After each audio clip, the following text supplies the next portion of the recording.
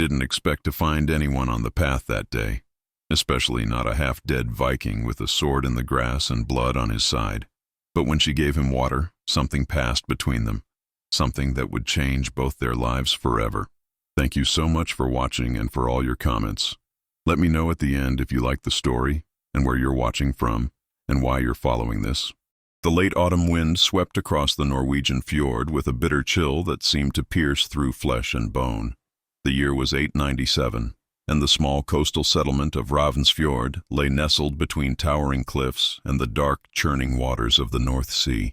Gray clouds hung low in the sky, threatening rain that would surely turn to ice before nightfall. The air carried the scent of salt, pine, and smoke from the longhouses that dotted the shoreline.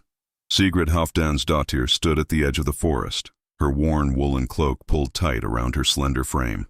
At 23 winters, she had already known more sorrow than many experienced in a lifetime. Her golden hair, the color of ripe wheat, was braided in the traditional manner of married women, though the silver clasp that had once held it belonged to a husband now 2 years dead. Her face, though marked by grief and hardship, retained a striking beauty that turned heads whenever she ventured into the village. High cheekbones, full lips, and eyes the color of a summer sky set her apart, though she rarely noticed the admiring glances anymore. She carried a wooden bucket in each hand, filled with water from the spring that bubbled up near the ancient oak tree. This was her daily ritual, one of many tasks that filled her days since Halvard had fallen in a raid across the sea.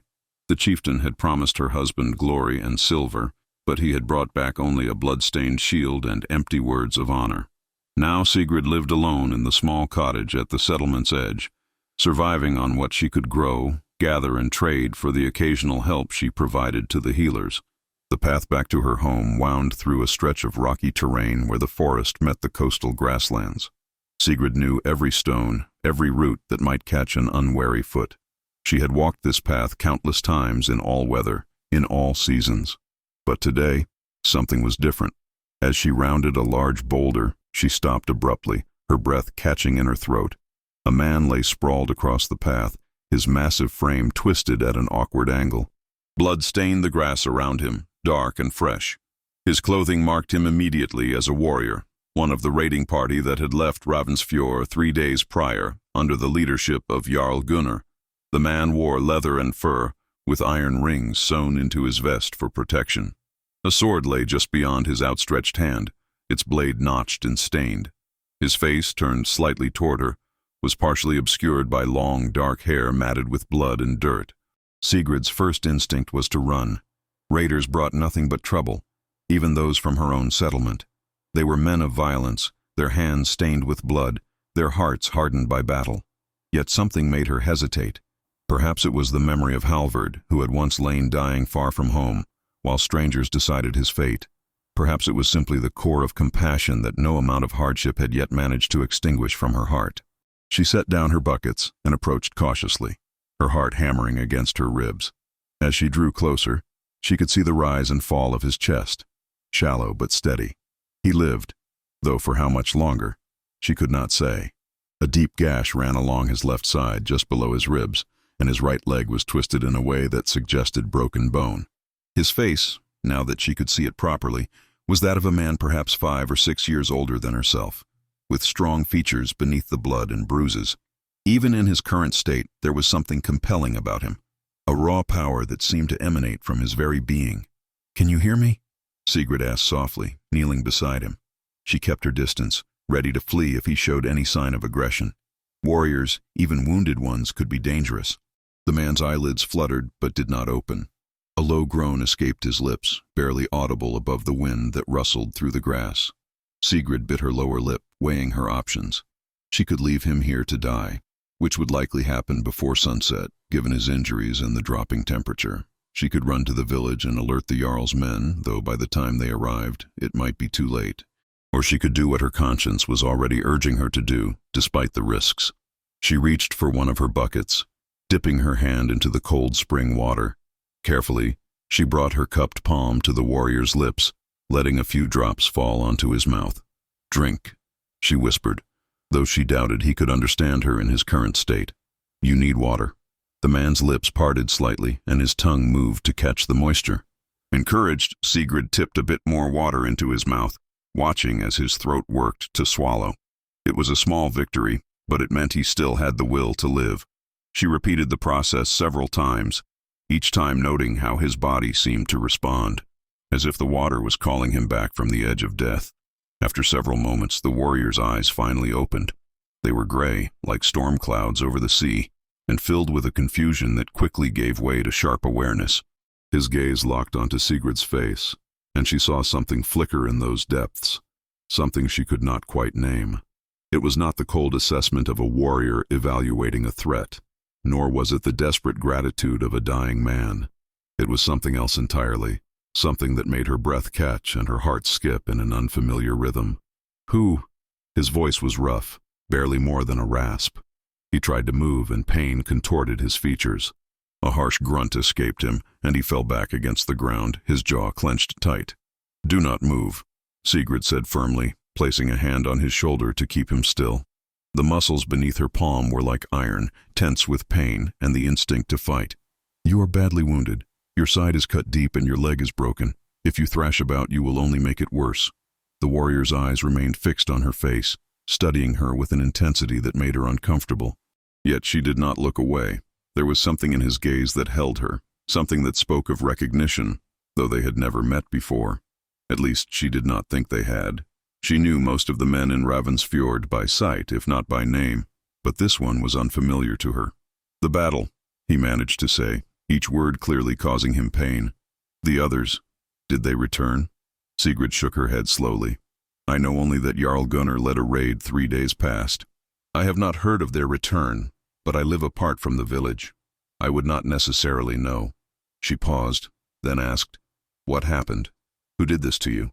The warrior closed his eyes briefly, and when he opened them again, there was a hardness in them that had not been there before. "Ambush. We raided a settlement across the fjord, took what we came for. On the way back, another war band attacked us. They wanted our plunder." He coughed, and blood flecked his lips. "I was separated from the others during the fight, took an axe to the side and fell from the rocks above. Do not know how long I have been here." Sigrid processed this information quickly. If there had been a fight between raiding parties, there might be other wounded men scattered across the area, or worse, enemy warriors hunting for survivors. The thought sent a chill down her spine that had nothing to do with the cold wind. She glanced around nervously, suddenly aware of how exposed they were on this open path. "We cannot stay here," she said, making a decision that she knew might change everything. "Can you move at all? My cottage is not far, just beyond those trees. You will die out here if we leave you. And She hesitated, then continued, "I cannot leave a man to die when I have the means to help him." The warrior stared at her for a long moment, and again she saw that strange look cross his features. It was as if he were seeing something in her that surprised him, something unexpected and valuable. "Why?" he asked simply. "You do not know me. For all you know, I could be an oathbreaker or a murderer. Why risk yourself?" It was a fair question, and one Sigrid had no ready answer for. She thought of Halvard again, of the life they had planned together that had been cut short by violence and ambition. She thought of the long, lonely winters she had endured since his death, of the emptiness that filled her days despite her constant labor. Perhaps it was simply that she was tired of death, tired of losing, tired of the endless cycle of violence that defined their world. "Because someone once helped my husband when he was wounded and far from home," she finally said, her voice soft but steady. "They gave him water and tended his wounds, even though he was a stranger to them. He lived long enough to return to me, to give me one more summer before the gods claimed him. Perhaps I do this in memory of that kindness, or perhaps I simply cannot bear to see another life extinguished when I have the power to prevent it." The warrior's expression softened slightly, though pain still etched deep lines around his eyes and mouth. "What is your name?" he asked. "Sigrid Halfdansdottir," she replied. "And yours?" "And Ragnvald Olafsson," he said, and then added with what might have been an attempt at dark humor, "though I may not carry that name much longer if we do not get me out of this cold." Despite the grimness of the situation, Sigrid felt a small smile tug at her lips. "Then let us see about moving you, Ragnvald Olafsson. Can you bear weight on your good leg if I help support you?" The process of getting Ragnvald to his feet was agonizing for both of them. He was a large man, easily a head taller than Sigrid, and built like the warriors of legend, with broad shoulders and arms thick with muscle. Even wounded and weakened, he probably weighed nearly twice what she did. Every movement brought fresh blood seeping from his side wound, and the broken leg hung uselessly, unable to bear any weight at all. Sigrid wrapped her arm around his waist, on the side opposite his injury, and let him drape his arm across her shoulders. Together they managed a hobbling, stumbling gait that covered ground with agonizing slowness. Ragnvald's breathing came in harsh gasps, and more than once, Sigrid thought he might pass out from the pain. But he remained conscious through sheer force of will, his jaw clenched so tight she could see the muscles jumping beneath his beard. "Not much farther," she murmured encouragingly, though her own strength was beginning to flag under his weight. "Just beyond this rise you will see my home. We can make it." Ragnvald said nothing, focusing all his energy on putting one foot in front of the other. Sweat beaded on his forehead despite the cold, and his face had taken on an unhealthy pallor, but his eyes remained fixed on the path ahead, determined and unyielding. Sigrid found herself admiring his strength, even as she worried about whether he would survive the journey to her cottage, let alone the night ahead. When her small home finally came into view, Sigrid felt a surge of relief so powerful it nearly brought tears to her eyes. The cottage was modest, a single room with a hearth at its center, built in the traditional style with thick timber walls and a turf roof. Smoke rose from the smoke hole, evidence of the fire she had banked before leaving to fetch water. It was not much, but it was shelter, and shelter might make the difference between life and death for the man leaning so heavily against her. The final steps to the door seemed to take forever. By the time they reached it, both were trembling with exhaustion. Sigrid managed to push the door open with her foot, and together they stumbled inside, bringing with them the smell of blood and the cold autumn air.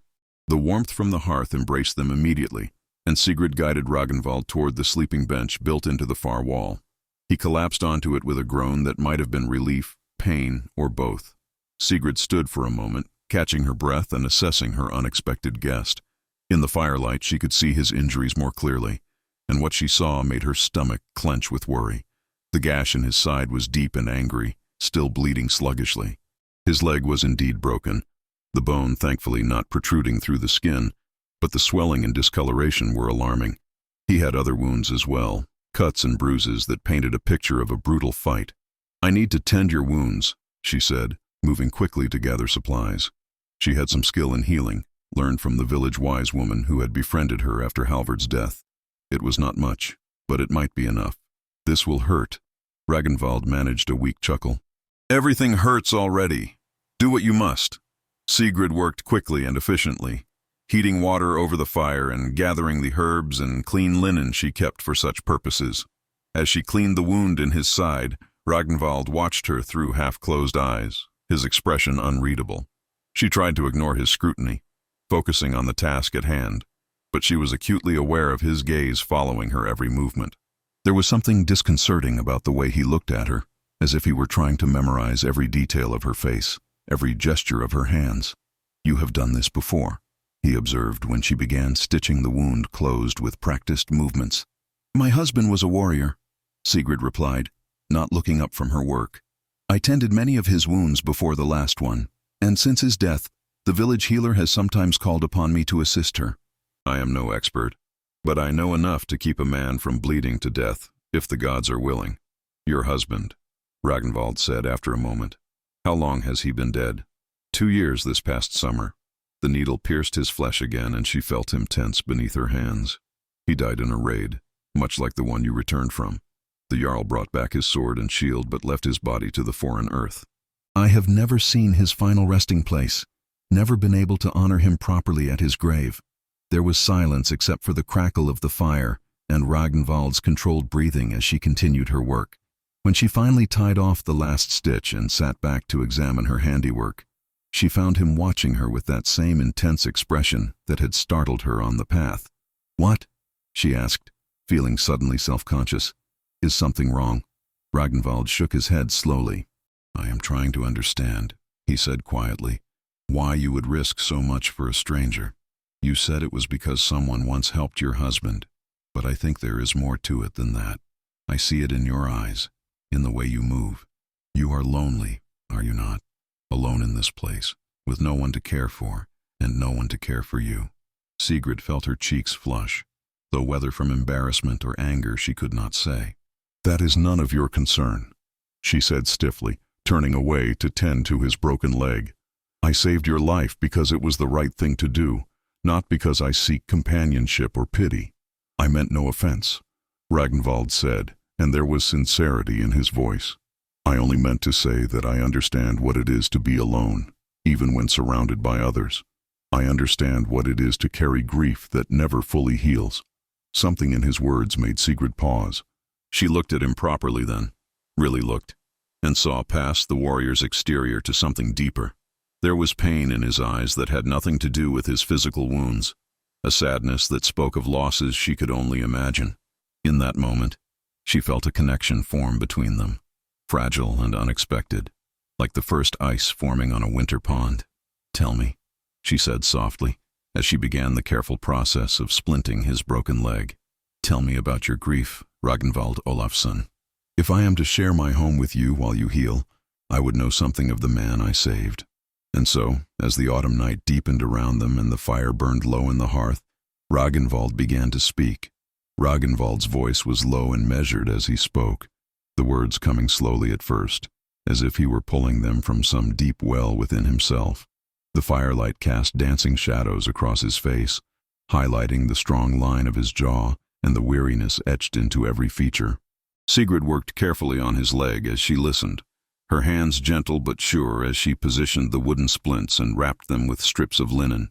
I was born in the mountains to the east, Ragnvald began, his gray eyes fixed on the rafters above.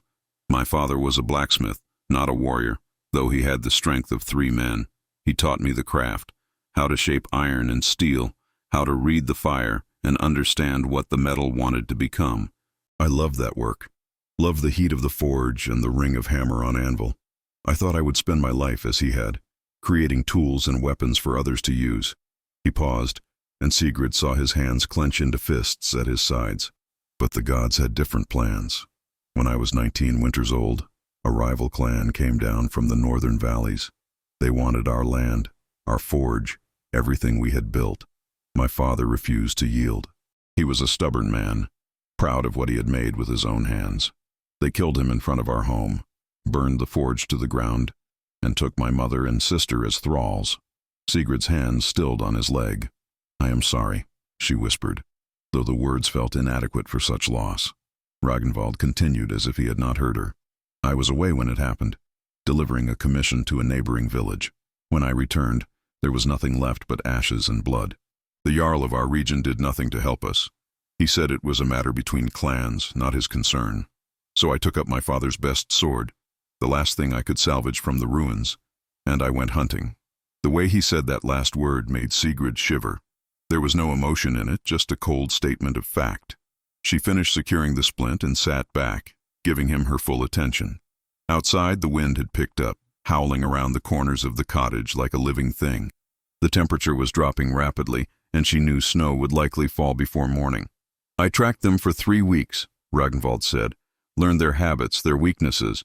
They had taken my family to their settlement in the high valleys, thinking themselves safe there. I waited until the night of their harvest feast, when they were drunk and careless. Then I went in alone. Sigrid found herself holding her breath, though she suspected she knew how this story would end. Warriors did not speak of their victories with such emptiness in their voices, unless those victories had cost them something precious. I killed 7 men that night, Ragnvald continued, his voice still flat and emotionless. I freed the thralls they had taken, including my mother. But my sister? He stopped, and for the first time, Sigrid heard the crack in his composure. She had died 2 days before. They had worked her to exhaustion in the fields, and when she collapsed, they left her in the cold. She was only 15 winters old. Tears pricked at Sigrid's eyes. She knew the cruelty of which men were capable, had seen it too many times in her own life, but hearing it spoken aloud like this, hearing the raw pain beneath Ragnvald's controlled tone, made it fresh and terrible all over again.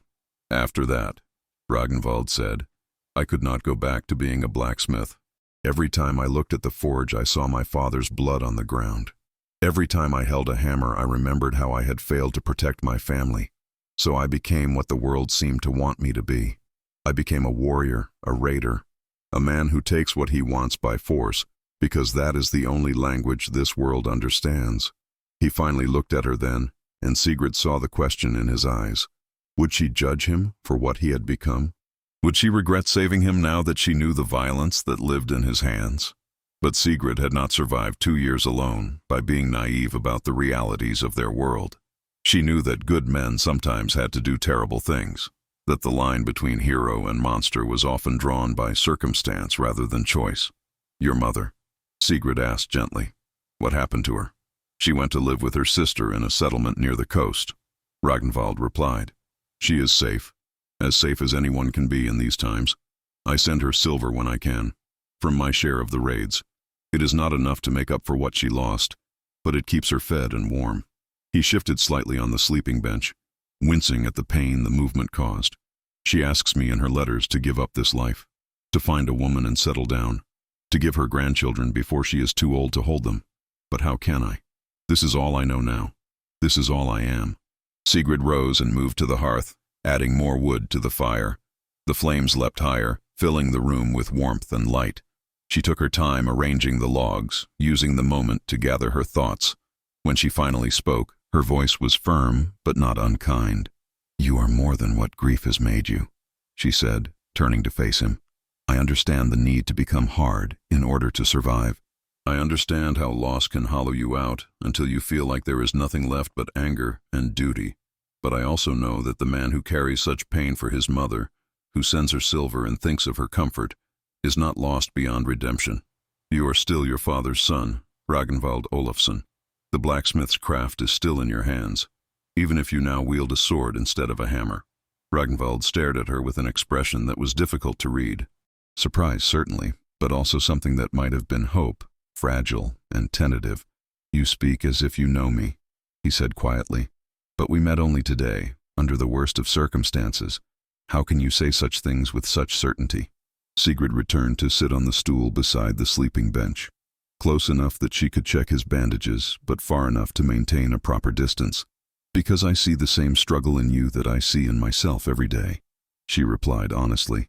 The battle between who we were and who we have had to become.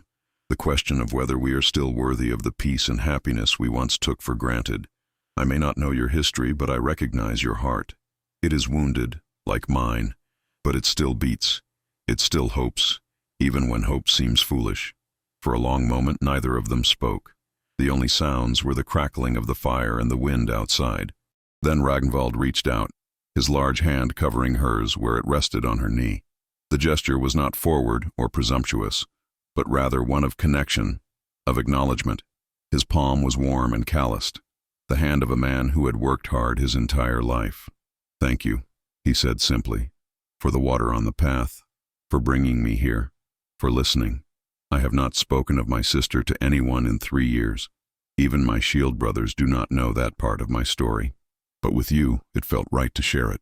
I do not understand why, but it did.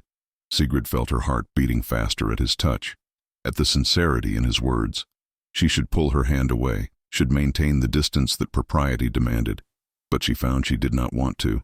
There was something comforting in this connection, something that eased the loneliness that had become her constant companion. You should rest now, she said softly, though she made no move to withdraw her hand. You have lost much blood, and your body needs time to heal.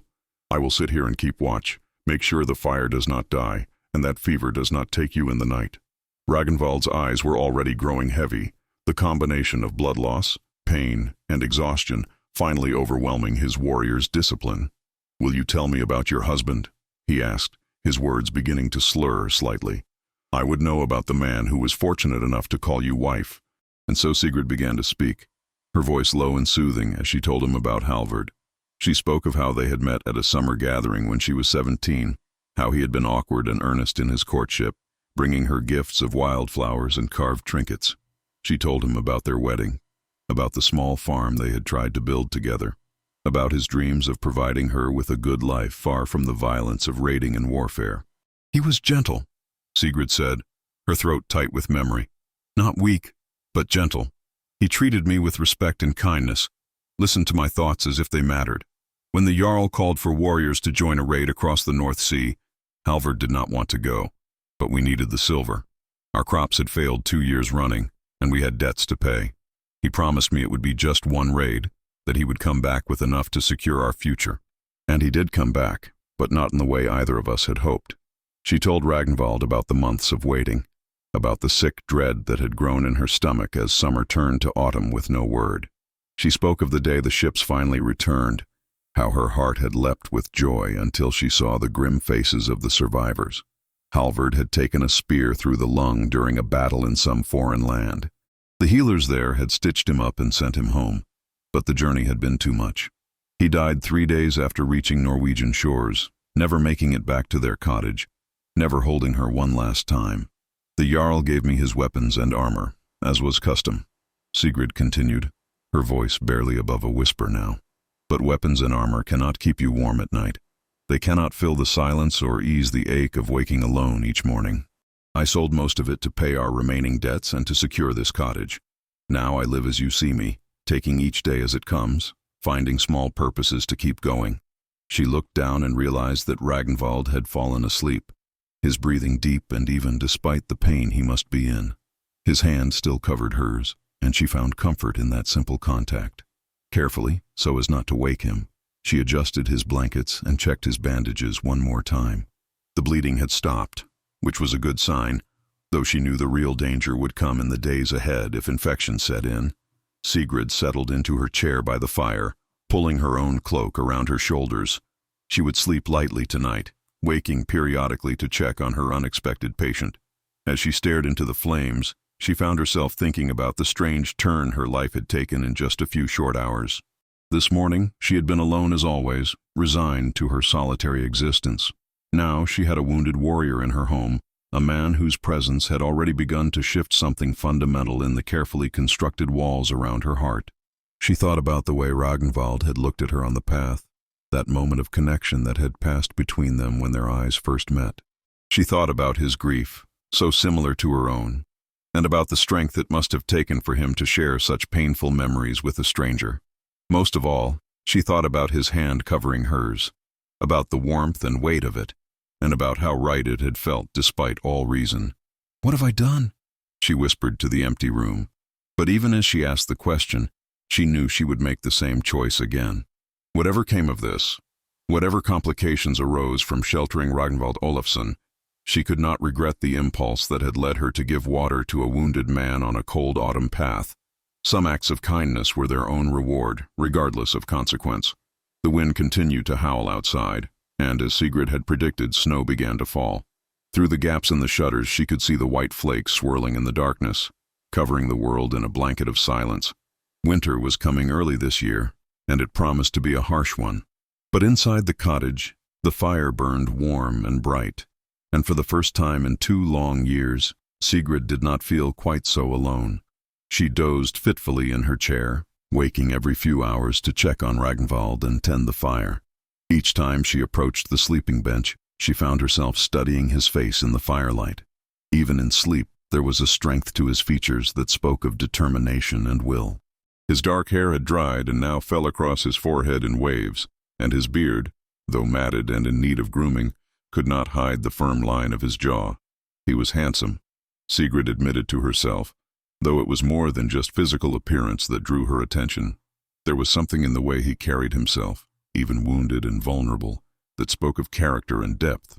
She had known many warriors in her life, had watched them strut and boast and preen for admiration. But Ragnvald seemed different. He did not glory in violence, did not speak of his kills with pride. Instead, he carried his warrior's life like a burden, something necessary but not desired. As dawn approached, painting the sky beyond the shutters in shades of gray and pale gold, Sigrid finally allowed herself to sleep more deeply. She had done all she could for now. Whether Ragnvald would survive his injuries remained in the hands of the gods, but she had given him a fighting chance. That would have to be enough. She dreamed of summer fields and gentle hands, of a life that might have been but never was. And in her dreams, the hands that held hers were not Halvard's. but larger and rougher. The hands of a blacksmith-turned warrior who had forgotten how to forge anything but weapons and walls around his heart. When she woke with a start several hours later, sunlight streaming through the cracks in the shutters, she felt strangely rested despite the interrupted night. Ragnvald was awake as well, his gray eyes watching her with that same intense focus she was beginning to recognize. "Good morning," he said, his voice rough with sleep and pain but stronger than it had been the night before. "It seems I survived the night after all. Your healing skills are considerable, Sigrid Halfdansdottir." Sigrid rose quickly, suddenly aware of how she must look after sleeping in her chair, her hair escaping its braid and her dress wrinkled. "How do you feel?" she asked, moving to check his wounds. "Any fever? Any new pain?" "Everything hurts," Ragnvald admitted with a wry smile, "but no worse than last night. I think I may actually live, though I will be useless for some time with this leg. I hope I am not too great a burden on your hospitality." "You are no burden," Sigrid assured him, though even as she spoke the words, she wondered about the truth of them. Having a man in her home, even a wounded one, would complicate things. The village gossips would have much to say about a young widow sheltering a warrior under her roof, but she pushed those concerns aside for now. There would be time enough to worry about reputation later. For now, she had a patient to care for, and a growing storm outside that showed no signs of abating. The snow fell steadily for 3 days, transforming Ravensfjord into a world of white silence. Sigrid's cottage became an island unto itself, cut off from the village by drifts that reached nearly to her waist. She did not mind the isolation. In fact, there was something almost peaceful about being trapped inside with only Ragnvald for company, the outside world and its judgments held at bay by the winter storm. During those 3 days, a routine established itself between them. Sigrid would wake at dawn to tend the fire and prepare a simple breakfast of porridge or bread with honey. She would check Ragnvald's wounds, changing his bandages and applying fresh poultices made from the herbs she kept dried and hanging from the rafters. He bore her ministrations with stoic patience, though she could see the pain and the tightness around his eyes and the way his jaw clenched when she had to probe the injury in his side to ensure no infection was taking root. In return, Ragnvald told her stories. Despite his injuries, or perhaps because of them, he seemed to need to fill the silence with words. He spoke of the places he had seen during his years as a raider, the green coasts of Ireland and the rocky shores of Scotland, the wealthy monasteries they had plundered and the fierce resistance they had sometimes met. But he also spoke of quieter things, of sunrises over foreign seas and the strange birds that followed their ships, of markets in distant cities where merchants sold spices and silks from lands so far away they seemed like myths. "There was a place in Francia," Ragnvald said on the second morning, his voice thoughtful as Sigrid worked on cleaning the stitches in his side. "A village on a river where the people grew grapes on hillsides that faced the sun. We came to raid, expecting the usual terror and submission, but the headman met us at the shore with barrels of wine and baskets of bread. He said that if we took what he offered freely, he would add to it silver and goods, but if we chose violence, we would find the village abandoned and the wine poisoned." Sigrid paused in her work, intrigued, despite herself. "What did you do?" "Our Jarl was no fool," Ragnvald replied. He saw the wisdom in the offer. "We spent 3 days in that village, trading goods and stories. I learned some of their language, enough to speak with a young man who was training to be a vintner like his father. He showed me how they tended the vines, how they judged when the grapes were ready, how they pressed them and stored the wine in great wooden casks. It was not so different from smithing in a way. Both require understanding the materials you work with, knowing when to apply pressure and when to wait, when to use heat, and when to let things cool naturally." There was a wistfulness in his voice that made Sigrid's heart ache. "You miss it," she said softly. "The craft your father taught you, the life you might have had." Ragnvald was quiet for a moment, his gray eyes distant. "Every day," he finally admitted. "But that life died with my father and sister.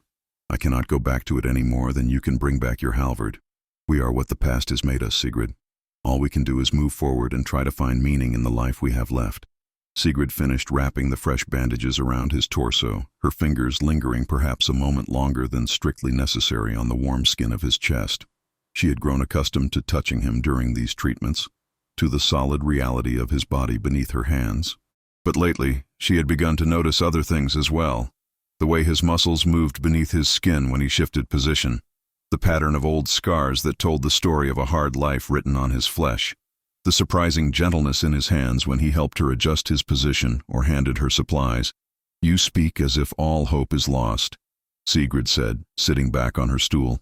"As if we are both doomed to live out our days in shadow, never knowing warmth or joy again. But I do not believe that is true. I think we have a choice in how we carry our grief. We can let it define us completely, or we can honor our dead by finding ways to live fully despite the pain." Ragnvald studied her face with that intense focus she was coming to know well. "Is that what you do?" he asked. "Live fully in your cottage at the edge of the forest, alone with your memories and your herbs?" The challenge in his words stung because it struck so close to the truth. Sigrid felt her cheeks flush, but she refused to look away from his gaze. "I survive," she said firmly. "I find purpose in small things. I help the village healer when she needs me. I tend my garden. I keep this cottage standing against the wind and weather. It may not be the life I dreamed of, but it is mine, and I have carved it out with my own 2 hands. That is worth something, Ragnvald Olafsson." "It is worth everything," Ragnvald agreed, his voice suddenly gentle. "I did not mean to belittle what you have done. I only meant to say that you deserve more than mere survival. You deserve happiness, companionship, laughter. You deserve to be seen and valued for who you are, not just for what you can do for others." The sincerity in his words caught Sigrid off guard. She had grown so accustomed to being invisible, to moving through the village like a ghost, acknowledged only when someone needed her skills. To have this man, this near stranger, speak so directly about what she deserved, made something crack in the careful armor she had built around her heart. "Why do you say such things to me?" she asked, her voice barely above a whisper. "We have known each other only days. You do not truly know me." Ragnvald reached out and took her hand, his calloused fingers wrapping around hers with surprising delicacy. "I know enough," he said. "I know that you saved my life when you could have left me to die. I know that you tend my wounds with skill and patience, even though it means extra work and potential danger for you. I know that you listen when I speak, truly listen, in a way that few people ever have. And I know that when I look at you, I see something I thought I had lost forever. I see possibility." Sigrid's breath caught in her throat. The air between them seemed to thicken with unspoken emotion, with possibilities that both terrified and thrilled her. She knew she should pull her hand away, should maintain the proper distance between patient and healer, between a widow and a warrior who would eventually leave. But she found she could not move, could not break the connection that hummed between them like a taut rope. "Ragnvald," she began, then stopped, unsure of what she wanted to say. 1,000 thoughts tumbled through her mind. This was too fast, too intense. She barely knew him. He was a raider, a man of violence who would return to that life as soon as he healed. She was a widow who had sworn to honor Halvard's memory. What they were feeling was born of proximity and circumstance, not real affection. But even as these rational thoughts formed, her heart whispered something different. It whispered that connection was rare and precious, that 2 wounded souls recognizing each other in the darkness was a kind of miracle. It whispered that perhaps the gods had put Ragnvald in her path for a reason, that perhaps saving him had been the first step toward saving herself as well. Before she could give voice to any of these conflicting thoughts, a loud knock sounded at the door, making them both jump. Sigrid pulled her hand from Ragnvald's grasp and rose quickly, her heart pounding. No one came to her cottage unless it was urgent, especially not in weather like this. She moved to the door cautiously, aware of Ragnvald behind her, reaching for his sword despite his injuries. "Who is there?" she called through the thick wood. "It is Tyra, the healer," came the reply, muffled by the wind. "I have need of your help, girl. Open the door before I freeze to these stones." Sigrid quickly unbarred the door and pulled it open. Tyra stood on the threshold, a small wizened woman with sharp eyes and a sharper tongue. Snow clung to her heavy cloak and the gray braids that hung down her back. Behind her, Sigrid could see that the storm had finally broken, though the world was still blanketed in white. Tyra stepped inside, stamping her feet to dislodge the snow, then stopped short as she caught sight of Ragnvald on the sleeping bench. Her eyes widened slightly, then narrowed as she took in his bandages and the splinted leg. She turned to Sigrid with a look that was equal parts curiosity and concern. "So," Tyra said, her voice dry as old leaves, "this is why you have not come to the village. I wondered if the snow had trapped you, but I see you have had other concerns. Who is this, and how did he come to be in your home?" Sigrid felt heat rising in her cheeks, but she kept her voice steady as she replied. "His name is Ragnvald Olafsson. He is one of Jarl Gunnar's men, wounded in the raid 3 days past. I found him on the path to the spring and brought him here to tend his injuries. He would have died otherwise." Tira moved closer to examine Ragnvald with a practiced eye, ignoring his attempts at a respectful greeting. She pulled back his bandages without ceremony, prodding at the stitches in his side and examining the splint on his leg. Ragnvald bore her inspection silently, though Sigrid could see the discomfort in his expression. "Good work," Tyra finally pronounced, straightening up. "The stitches are clean and even. The splint is well set. You have learned your lessons well, Sigrid. This one should heal, though it will take time." She turned back to Sigrid, her expression softening slightly. "But you should have sent word. The village has been in an uproar since Jarl Gunnar returned with only half his men. They have been searching for the others, fearing they were lost in the ambush or the storm. This one's shield brothers will be glad to know he lives." Ragnvald spoke up before Sigrid could respond. "I would ask that you wait to tell them, honored healer, at least for a few days more. I would rather recover here, in peace, than be moved to the Jarl's Hall, where there would be questions and noise and the demands of my position. Sigrid has been kind enough to shelter me. I would not abuse that kindness by bringing trouble to her door." Tyra's sharp eyes moved between them, missing nothing. Sigrid could see the older woman taking in the intimacy of the small space, the way Ragnvald's clothes hung drying by the fire, the extra bowl and cup set on the table. A knowing look crossed Tyra's weathered face, but she said nothing about what she surely suspected. "Very well," Tyra said after a moment. "I will keep your secret for now, but know this, warrior. If you bring shame to this girl, if you take advantage of her kindness and her solitude, you will answer to me. And I know herbs that can make a man wish he had died of his wounds, rather than face what I can brew." The threat was delivered in such a matter-of-fact tone that it took a moment for the full weight of it to register. Then Ragnvald, to Sigrid's surprise, actually smiled. It was the first genuine smile she had seen from him, and it transformed his entire face, making him look younger and less burdened. "I believe you, honored one," he said respectfully, "and I give you my word, as a man who still remembers his father's teachings about honor, that I will conduct myself properly under this roof. Sigrid has saved my life and asked nothing in return. I would sooner cut off my own hand than repay such kindness with dishonor." Tyra nodded, apparently satisfied. She turned to Sigrid and placed a gnarled hand on her shoulder. "Walk with me outside for a moment, child. I came here for a reason beyond checking on your welfare, and we should speak privately." Sigrid pulled on her cloak and followed Tyra out into the cold morning air. The snow was indeed deep, and the sky above was a pale, crystalline blue, the kind that came after heavy storms. The world seemed hushed and new, as if the snow had covered not just the ground, but all the sharp edges of life as well. "You play a dangerous game," Tyra said without preamble once they were out of earshot of the cottage. "Sheltering a warrior in your home, tending his wounds in such close quarters. The village already talks about you, about how you keep yourself apart. If word spreads about this, your reputation will suffer, no matter how innocent your intentions." "I know," Sigrid replied, surprising herself with how calm she sounded. "But what choice did I have? Leave him to die? Would that have been the more honorable course?" "No," Tyra admitted.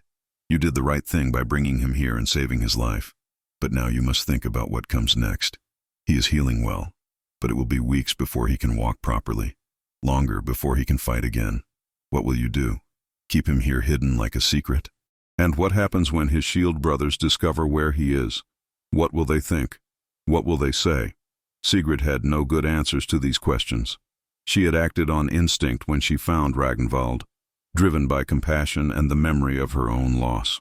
She had not thought through the complications that would follow, but now, faced with Tyra's pragmatic concerns, she found that she did not regret her choice, despite the difficulties it might bring. "I will face those problems when they arise," Sigrid said firmly. For now, Ragnvald needs care and I am able to provide it. That is enough. Tira studied her for a long moment, then sighed. You are more like your mother than I realized, she said. Though whether this was meant as compliment or criticism, Sigrid could not tell. She too had a stubborn streak when it came to doing what she believed was right. Very well. I will keep your secret, as the warrior asked. But I came here today because I need your help with something else. The Jarl's wife is with child, and her time is approaching. The birth promises to be difficult. She is older and has lost 2 babes before. I will need your assistance when the time comes. Of course, Sigrid said immediately. Whenever you need me, I will come. Good. Tira glanced back at the cottage, her expression unreadable. Be careful, Sigrid. I see how you look at him, and how he looks at you. Grief makes us vulnerable to connection, makes us reach for warmth wherever we can find it. But make sure you are not simply replacing one loss with another fantasy.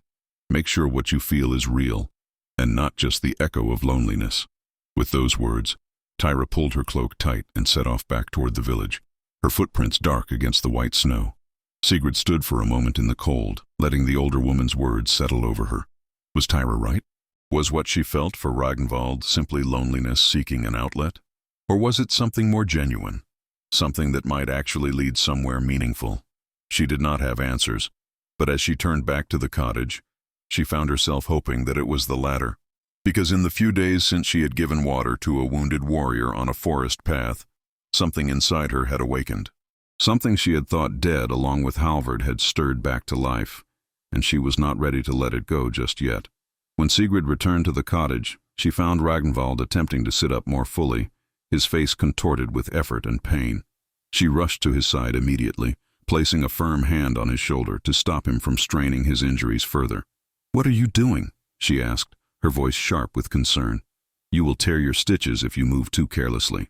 Ragnvald relaxed back against the furs with a frustrated sigh. I am tired of being helpless, he admitted. Tired of lying here like an invalid while you do everything.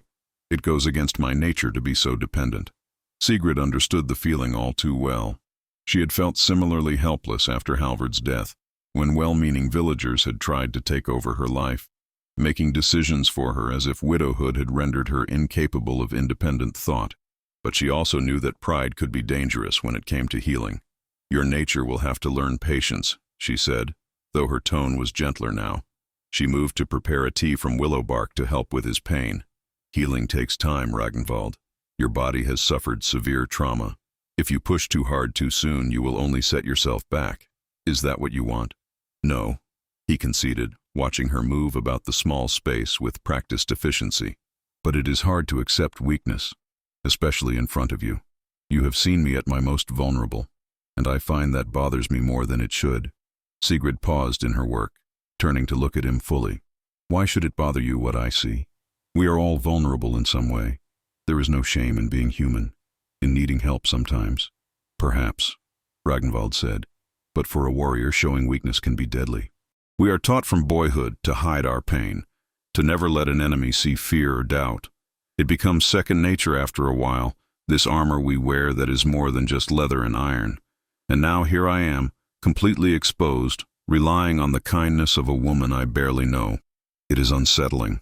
Sigrid brought him the tea and helped him drink it, supporting his head with one hand. Their faces were very close during this process, and she found herself acutely aware of his breath on her skin, of the warmth radiating from his body. When he had finished drinking, she did not immediately pull away, and neither did he. They remained like that for a heartbeat. Then two, the moment stretching between them like honey slow dripping from a spoon. Perhaps that is not a bad thing, Sigrid finally said, her voice barely above a whisper, being unsettled. Sometimes we need to be shaken from our comfortable patterns before we can grow into something new. Sometimes vulnerability is not weakness, but courage. Ragnvald's hand came up to cup her cheek, his palm rough but his touch infinitely gentle. You are a wise woman, Sigrid Halfdansdottir, far wiser than I deserve. I wonder what the gods were thinking when they put you in my path that day. Perhaps they took pity on a man who had forgotten how to feel anything but anger and duty. Sigrid's heart was racing now, her breath coming faster. She knew she should move away, should maintain the distance that propriety demanded. But she found herself leaning into his touch instead, her eyes drifting closed for just a moment as she savored the simple comfort of human contact. It had been so long since anyone had touched her with such tenderness, so long since she had felt desired and valued as more than just a pair of useful hands. "Ragnvald," she began, but whatever she had meant to say was cut off by a sudden commotion outside. The sound of horses and raised voices carried clearly through the cottage walls. Sigrid jerked back from Ragnvald, her face flushing with a mixture of embarrassment and alarm. She moved quickly to the window, peering through the gaps in the shutters. What she saw made her stomach clench with anxiety. A group of warriors had arrived, at least 6 of them, led by a man she recognized as Jarl Gunnar himself. The Jarl was a large man in his middle years, with a gray-streaked beard and the bearing of someone accustomed to command. He sat astride his horse, surveying her cottage with an expression that was difficult to read. "It is the Jarl," Sigrid said, her voice tight. "He has come with his men." Ragnvald cursed softly under his breath. Tyra must have told them after all, despite her promise to wait. Or perhaps they followed her tracks in the snow. He tried once again to sit up, his warrior's instincts demanding that he face his leader properly. This time, Sigrid did not stop him, instead helping him arrange himself as respectfully as possible given his injuries. The knock on the door came moments later, authoritative and demanding. Sigrid took a deep breath to steady herself, then moved to open it. Jarl Gunnar stood on her threshold, his expression stern but not unkind. Behind him, his men waited at a respectful distance, though Sigrid could see their curious glances taking in every detail of the scene. "Sigrid Halfdansdottir," the Jarl said, his voice carrying the weight of authority. "I have been told that one of my warriors shelters here.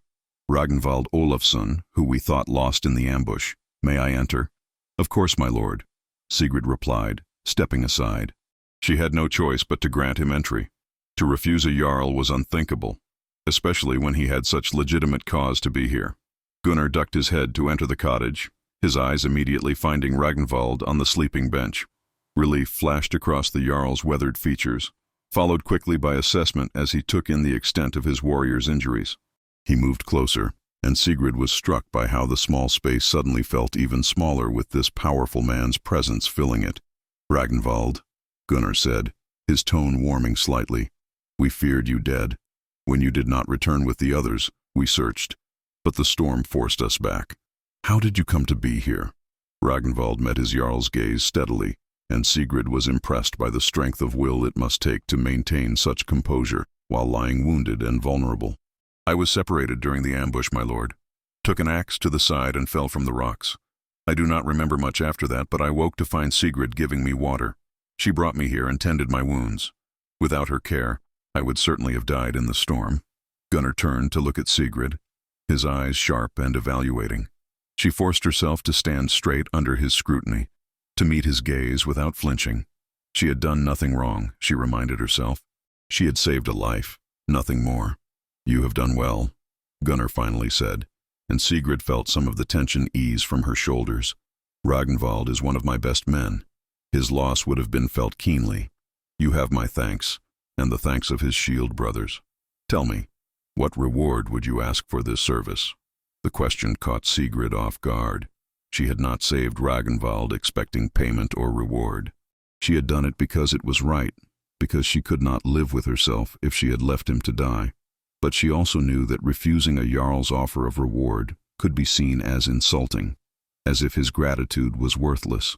"I ask for nothing, my lord," she said carefully. "I did only what anyone with compassion would do. But if you wish to show gratitude, perhaps you could spare some supplies.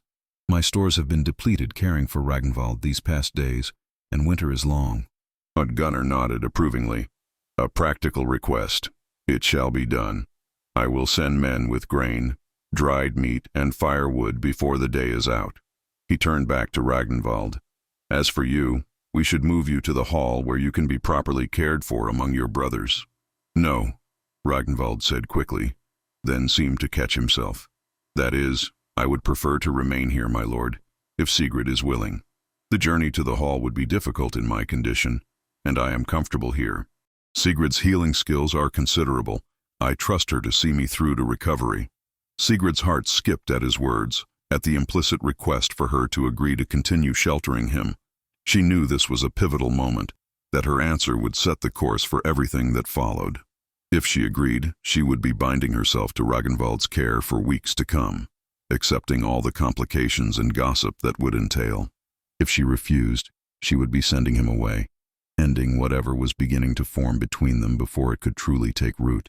She thought of Tyra's warning about grief and loneliness, about making sure her feelings were real and not just echoes of loss.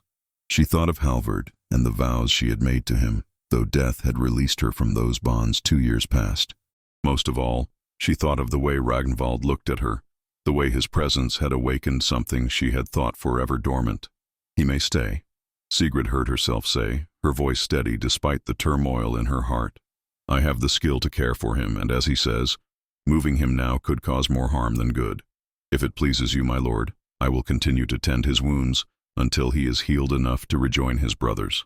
Jarl Gunnar studied them both for a long moment, and Sigrid had the distinct impression that he saw far more than she wanted him to see. But when he spoke, his tone was neutral, giving nothing away. Very well, Ragnvald will remain here under your care. But know this, Sigrid Halfdan's daughter. You have taken on a responsibility that extends beyond simple healing. Ragnvald is valuable to me, not just as a warrior, but as a man I trust. See that he is well cared for, and that nothing happens to further endanger his recovery or his honor. The warning in those last words was clear, though delivered with enough diplomacy to avoid direct insult. Gunnar was telling her that he expected proper behavior, that any hint of impropriety would not be tolerated. Sigrid felt her face heat, but she nodded her understanding. You have my word, my lord. Ragnvald will be treated with all the respect and care he deserves. Gunnar seemed satisfied with this. He placed a hand on Ragnvald's shoulder in a gesture that spoke of genuine affection, as well as authority. Heal well, my friend. We have need of your sword arm, but more than that, we have need of your counsel. There are matters developing that will require careful thought and steady hearts. I will visit again in a few days to see how you progress. After the Jarl and his men had departed, leaving behind an awkward silence and the promise of supplies, Sigrid found herself unable to meet Ragnvald's eyes. She busied herself with unnecessary tasks, reorganizing the herbs hanging from the rafters, adjusting the fire though it needed no adjustment, anything to avoid the conversation she knew was coming. Sigrid, Ragnvald said finally, his voice gentle but insistent. Look at me. She turned reluctantly, crossing her arms over her chest in a defensive posture. What? Thank you, he said simply, for agreeing to let me stay.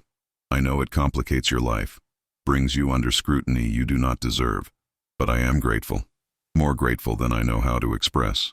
It is nothing, Sigrid replied, though they both knew that was not true. You need care, and I can provide it. That is all. Is it? Ragnvald asked softly. Is that truly all this is, Sigrid? Because when I look at you, I see something more. I feel something more.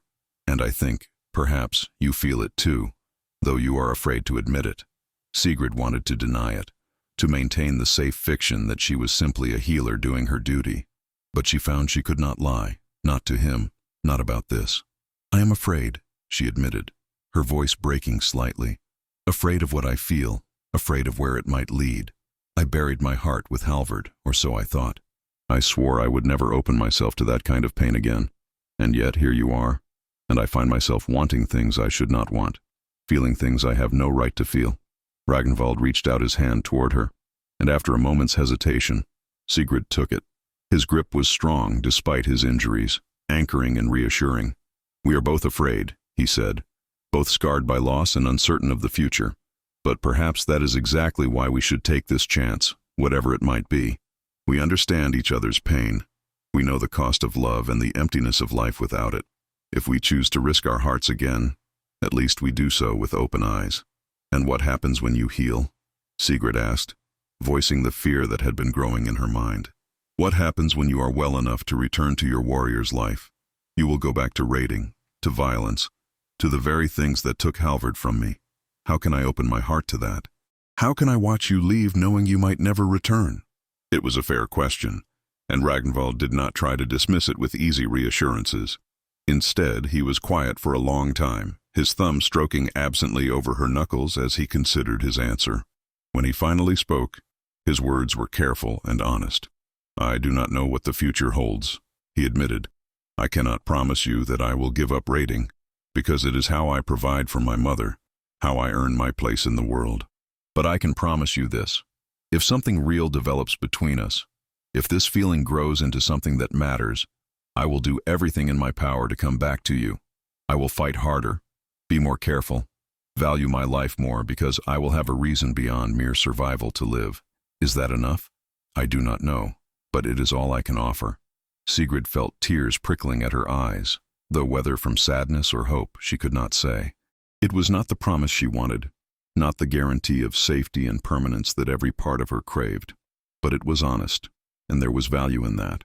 Ragnvald was not trying to deceive her or himself about the realities of his life. He was simply offering what he could and asking her to decide if it was enough. "I do not know if I am strong enough for this," she whispered. "I do not know if I can survive losing someone again." "Then we will be strong together," Ragnvald replied, pulling her closer until she was sitting on the edge of the sleeping bench beside him. "We will take each day as it comes, and we will face whatever happens together. That is all anyone can do, Sigrid. Tomorrow is never promised, not to warriors or farmers or anyone else. All we have is now, this moment, this choice. What do you want to choose?" Sigrid looked into Ragnvald's gray eyes, seeing in them the same mixture of hope and fear that churned in her own heart. The cottage felt suspended in time, as if the world outside had ceased to exist and there was only this moment, this choice, this man who had somehow become so important to her in such a short time. "I choose to try," she finally said, her voice barely above a whisper but filled with conviction. "I choose to let myself feel again, even knowing the risks, because you are right. Tomorrow is never promised, and I have wasted too much time hiding from life simply because I was afraid of being hurt again." Ragnvald's face transformed with a smile that reached all the way to his eyes, making them crinkle at the corners. He brought her hand to his lips and pressed a gentle kiss to her knuckles, a gesture so tender it made her breath catch. "Then we face the future together," he said, "whatever it may bring." The weeks that followed established a new rhythm in Sigrid's life, one that was both strange and wonderful. Each morning she would wake to find Ragnvald already awake, watching her with an expression that made her heart flutter. They would break their fast together, sharing simple meals and conversation that ranged from the profound to the mundane. Ragnvald told her more stories of his travels, but he also asked about her life, her thoughts, her dreams for the future. As promised, Jarl Gunnar sent supplies, and his men delivered them with carefully neutral expressions that nonetheless conveyed their curiosity about the arrangement. Sigrid knew the entire village was talking about her and Ragnvald, but she found that she cared less than she had expected. Let them talk. She was doing nothing shameful, and she had Ragnvald's presence to warm the long winter days. Ragnvald's injuries healed steadily under her care. The wound in his side closed cleanly, the stitches leaving a scar that would mark him for life, but causing no lasting damage to the muscles beneath. His broken leg was more problematic, requiring patience and careful attention to ensure it set properly. But even here, progress was evident. After 2 weeks, he could sit up without assistance.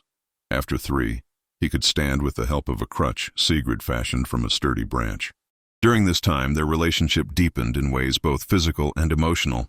They did not consummate their growing affection, both understanding that such a step would be inappropriate while Ragnvald remained her patient and dependent on her care. But there were other intimacies that bound them together. The way Ragnvald would reach for her hand when pain troubled him in the night.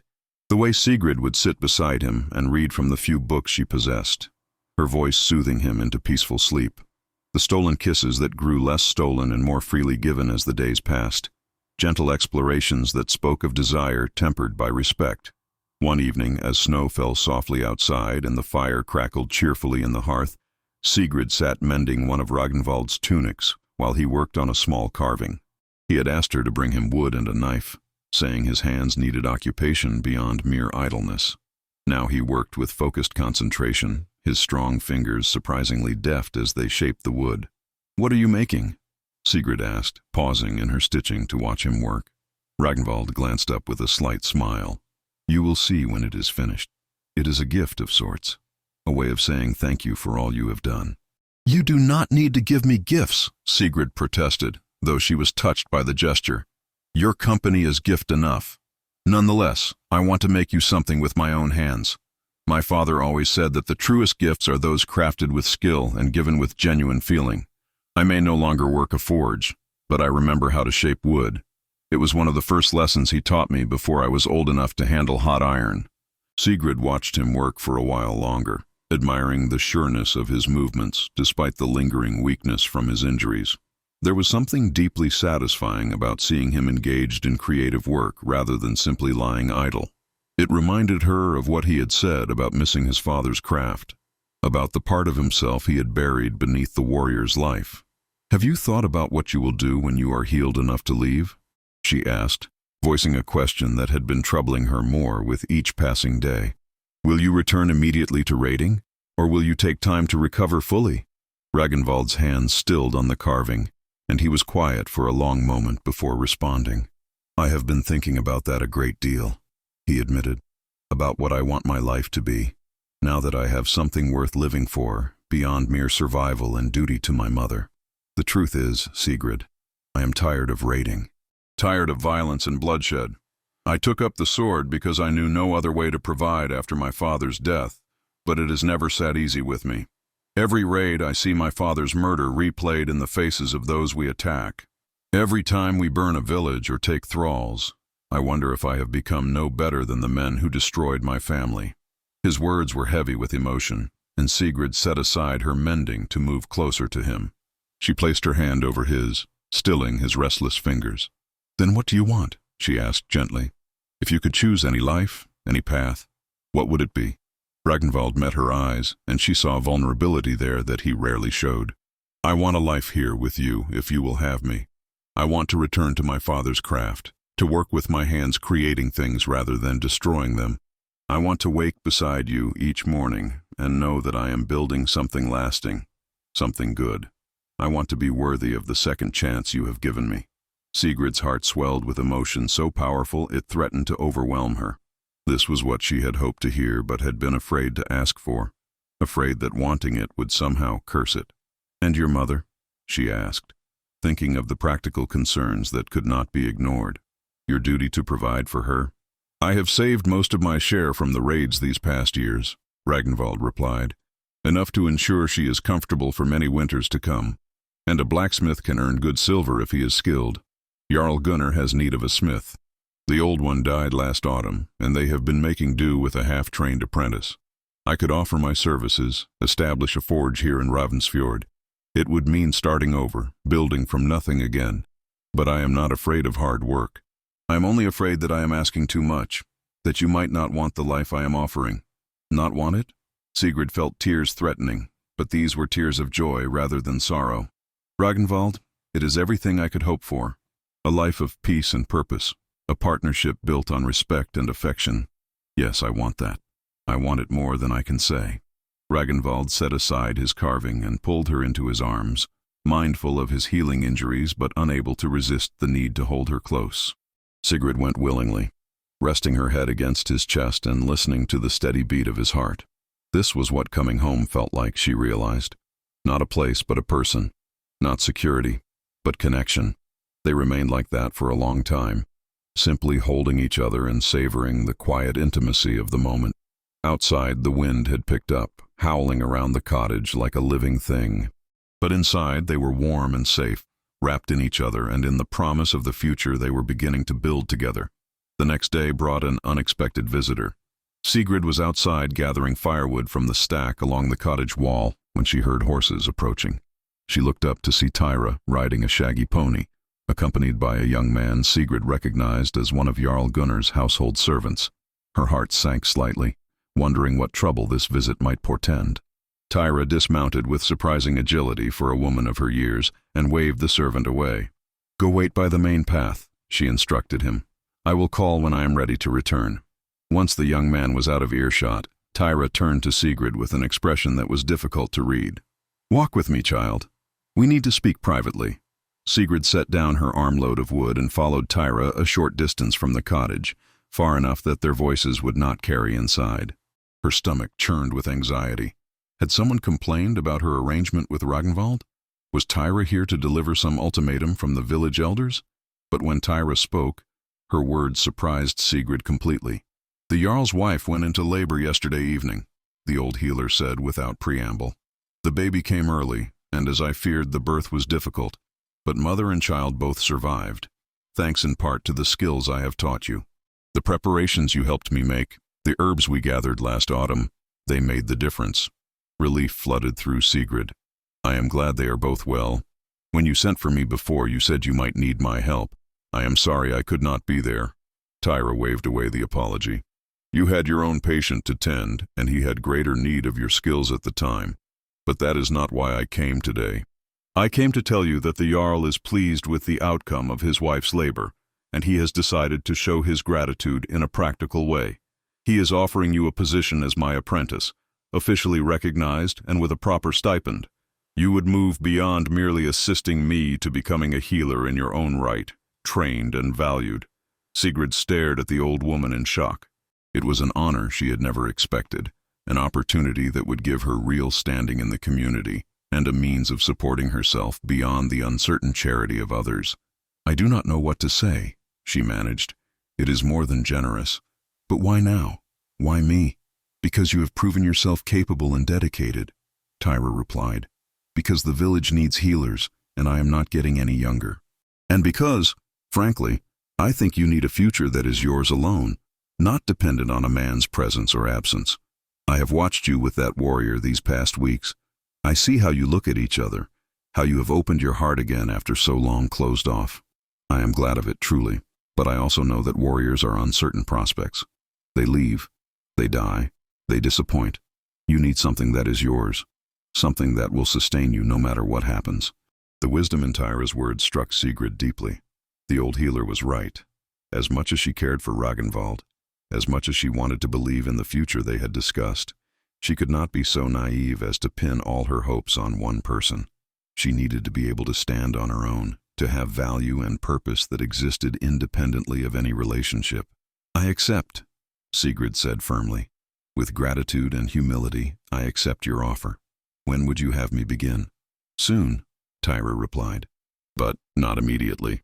First, finish seeing your warrior through to full recovery. Make sure he is well enough to stand on his own 2 feet, literally and figuratively. Then come to me, and we will begin your formal training. It will be hard work. Make no mistake. I will expect dedication and discipline, but I believe you have the temperament and the skill to become an excellent healer."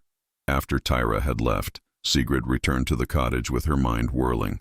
She found Ragnvald sitting by the fire, his bad leg propped up on a stool, continuing work on his mysterious carving. He looked up as she entered, and his expression shifted immediately to concern when he saw her face. "What is wrong?" he asked, setting aside his work. "Did Tyra bring bad news?" "No," Sigrid said, moving to sit beside him. She took his hand in both of hers, needing the anchor of his touch as she processed everything that had just happened. "No, quite the opposite, actually. She brought an offer.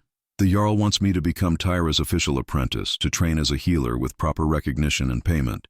Ragnvald's face lit up with genuine pleasure. "Sigrid, that is wonderful. It is exactly what you deserve. Recognition for your considerable skills. You must accept, of course." "I already have," Sigrid replied. She studied his face, looking for any sign of uncertainty or concern about what this might mean for their future plans. But she saw only honest happiness for her success. "You do not mind? It will mean time spent away from you, dedication to learning and practicing the healer's craft. It might complicate the life we have been imagining together." Ragnvald squeezed her hands gently. "Why would I mind you having something that is yours alone? Sigrid, I do not want you to give up your independence or your purpose for me. I want you to be a full person, with your own skills and accomplishments. A partnership should be 2 whole people choosing to walk together, not one person sacrificing everything to serve the other's needs. Your success only makes me prouder to stand beside you."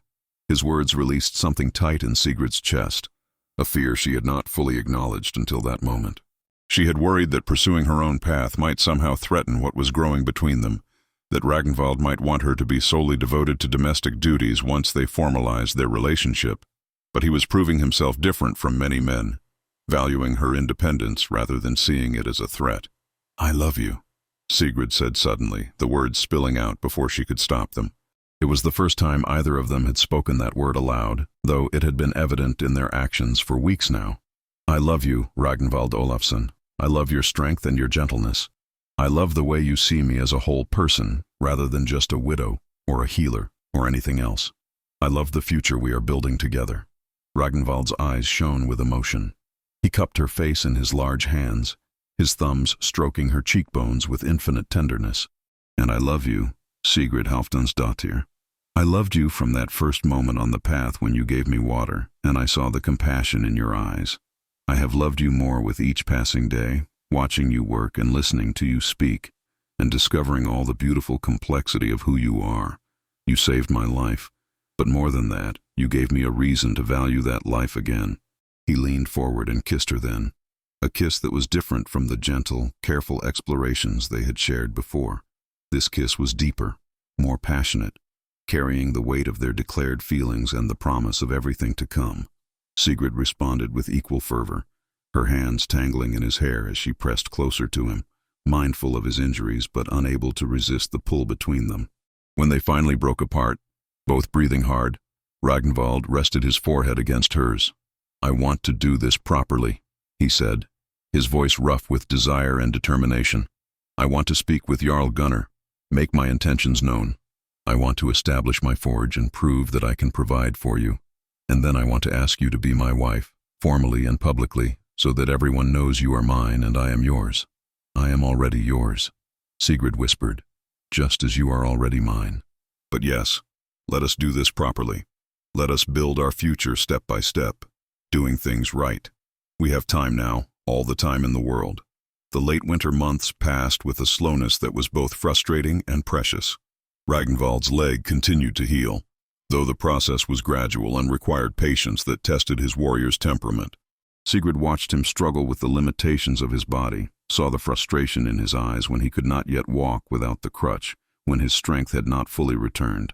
But she also saw his determination, the way he pushed himself just to the edge of what was safe, never giving up despite the setbacks.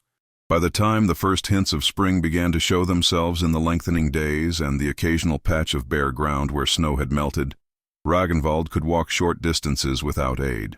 His limp would likely never fully disappear, a permanent reminder of the battle that had brought him to Sigrid's door. But it did not prevent him from standing strong and moving with purpose. One morning in early spring, Ragnvald announced that he was ready to speak with Jarl Gunnar. Sigrid helped him dress in his best clothes, which she had carefully cleaned and mended over the winter months. She braided his hair back in the warrior's style and trimmed his beard so that he looked every inch the formidable man he had been before his injuries. But when she looked into his eyes, she saw something different there now, something gentler and more grounded than the haunted warrior she had first met on that autumn path. How do I look? Ragnvald asked, attempting to lighten the nervous tension that filled the cottage. Presentable enough to ask a Jarl for his blessing? You look like a man who knows his worth, Sigrid replied, straightening the clasp on his cloak. Like a man who has found his purpose and will not be swayed from it. Jarl Gunnar would be fortunate to have you as his smith. Ragnvald caught her hands in his, bringing them to his lips. Come with me, he said. I want you by my side when I speak to him. This concerns your future as much as mine. Together, they made their way to the Jarl's hall, a journey that would have been impossible for Ragnvald just weeks earlier. The village was stirring to life after the long winter. People emerging from their homes to assess the damage the season had wrought and begin preparations for the planting season ahead. Sigrid felt eyes following them as they walked, knew that tongues were wagging about the widow and the warrior who had spent the winter in her cottage. But she held her head high, Ragnvald's presence beside her a source of strength and pride. Jarl Gunnar received them in his hall, surrounded by his advisors and warriors. It was an intimidating setting, designed to remind petitioners of the Jarl's power and authority. But Ragnvald approached with confidence, bowing respectfully but not obsequiously. Sigrid stood slightly behind him, as was proper, but she could feel the weight of many eyes upon her. Ragnvald Olafsson, Gunnar said, his voice carrying through the hall. It is good to see you on your feet again. Sigrid's care has served you well, it seems. What brings you before me today? My lord, Ragnvald began, his voice strong and clear. I come to request release from my oath as your warrior. I wish to establish a forge here in Ravensfjord and take up my father's trade as a blacksmith. I know this is an unusual request, but I believe I can serve you and this community better with hammer and anvil than with sword and shield." A murmur ran through the assembled men, surprise and speculation in equal measure. Jarl Gunnar's expression remained carefully neutral, though Sigrid thought she detected a glimmer of something in his eyes. Amusement, perhaps, or approval. "You were one of my best warriors," Gunnar said after a moment. "Your sword arm has served me well in many raids. Why would you give that up now, just as you are healing? What has changed?" Ragnvald did not hesitate. "I have found something worth living for beyond the next battle, my lord. I have found a woman who sees me as more than just a weapon, who values the man I was meant to be, rather than the killer I became. With your permission, I wish to ask Sigrid Halfdansdottir to be my wife. But I cannot in good conscience ask her to bind her life to mine if I continue to live as a raider, risking death or injury with every voyage. I want to build a life with her, a life of purpose and peace." All eyes turned to Sigrid now, and she felt her cheeks warm under the scrutiny. But she met Jarl Gunnar's gaze steadily, refusing to show any shame or uncertainty. She had nothing to be ashamed of. She loved Ragnvald, and if the Jarl or anyone else had a problem with that, they could speak their minds openly. Gunnar studied them both for a long moment, his weathered face thoughtful. Then, to Sigrid's surprise, a smile creased his features. "I wondered when you would come to me with this," he said. "I am not blind, Ragnvald. I have seen how you look at her, and how she looks at you. And I have heard reports from those who have visited Sigrid's cottage over the winter. They speak of a man transformed, finding his way back to the person he was meant to be." The Jarl rose from his seat and descended from the raised platform to stand before them. "I release you from your warrior's oath, Ragnvald Olafsson. You have served me well and faithfully for many years, and you have earned the right to choose your own path. As for establishing a forge, we have indeed been in need of a skilled smith since old Thormod died. If you can demonstrate your ability with iron and steel, the position is yours." Relief washed over Ragnvald's face, quickly followed by determination. "I will not disappoint you, my lord. Give me time to establish my forge and create a few pieces to show my skill. You will see that my father trained me well." "I do not doubt it," Gunnar replied. He turned his attention to Sigrid. "And you, Sigrid Halfdansdottir. Tira tells me you have accepted her offer to become her apprentice. You are building quite a future for yourself. Will you have time for both a husband and a craft?" Sigrid lifted her chin, her voice firm and clear. "I will make time, my lord. A woman can be both a wife and a healer, just as a man can be both a husband and a smith.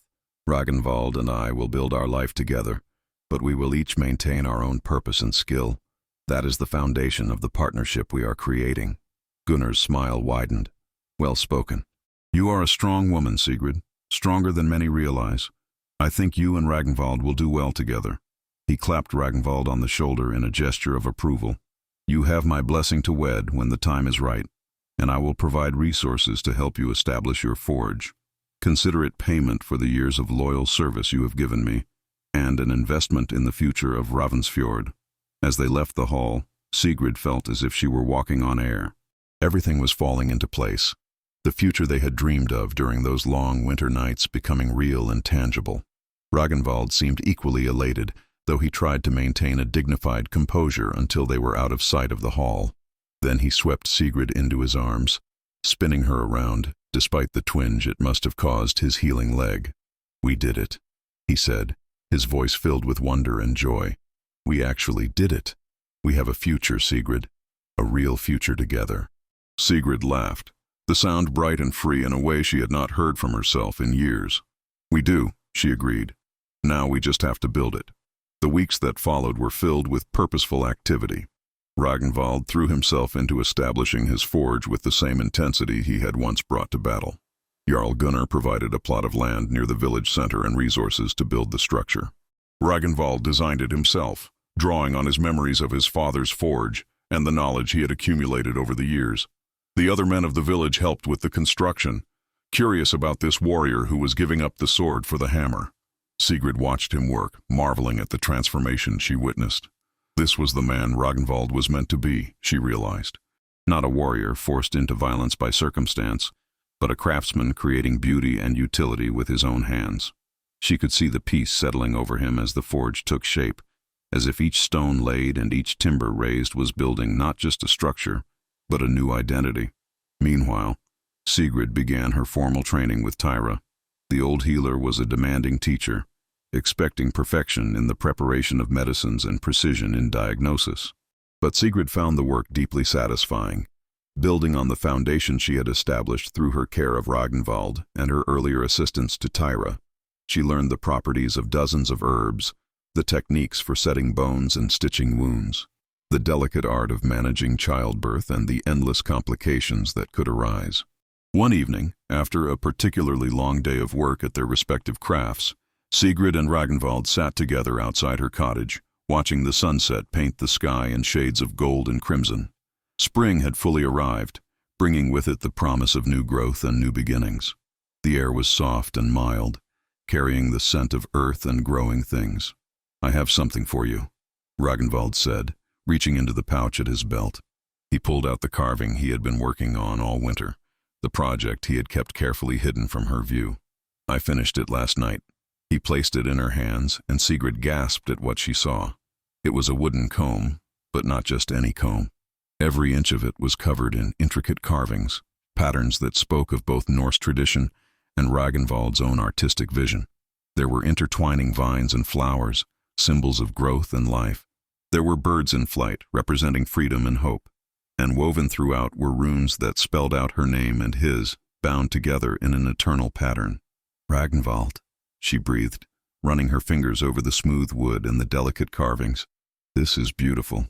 This is the most beautiful thing anyone has ever made for me."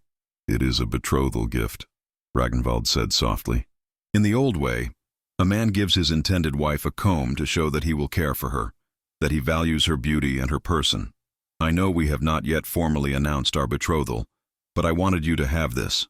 I wanted you to know that my intentions are serious, that I am committed to building a life with you." Tears pricked at Sigrid's eyes, but they were tears of joy rather than sorrow. She set the comb carefully in her lap and took both of Ragnvald's hands in hers. "I will treasure this always," she said, "not just for its beauty, but for what it represents.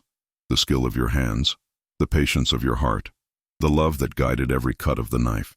This is proof that you have truly reclaimed your father's legacy, that you are the man he raised you to be." Ragnvald pulled her close, and she rested her head against his shoulder, feeling the solid strength of him beneath her cheek. They sat like that as darkness fell around them, wrapped in each other and in the quiet certainty of their love. The stars emerged one by one overhead, ancient lights bearing witness to this new chapter in their lives. "When should we marry?" Sigrid asked eventually, her voice soft in the gathering darkness.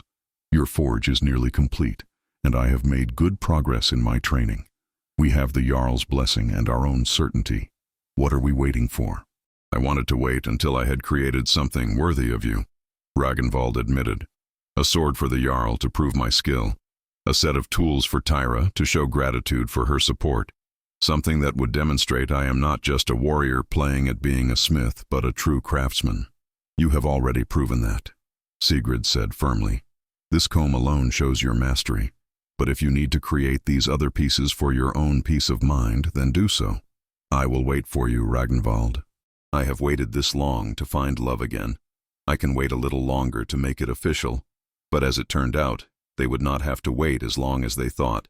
The very next day, Ragnvald lit his forge for the first time, the fire roaring to life under his skilled tending. He worked for days, barely stopping to eat or sleep, pouring all of his skill and passion into creating a sword for Jarl Gunnar.